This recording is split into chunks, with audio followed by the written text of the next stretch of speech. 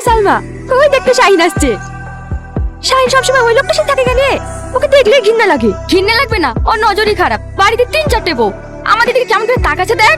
তোদের কথা, শাহিন যেন আমার হয়ে গেছে। আমাদের যখন বিয়ে হয়ে যাবে তখন ওই বুড়োর সাথে থাকতেই দেবো না।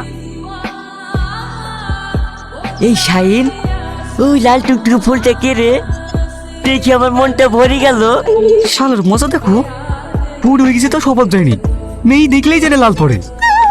কিরে শাহিন, কিছু বলছিনি যে?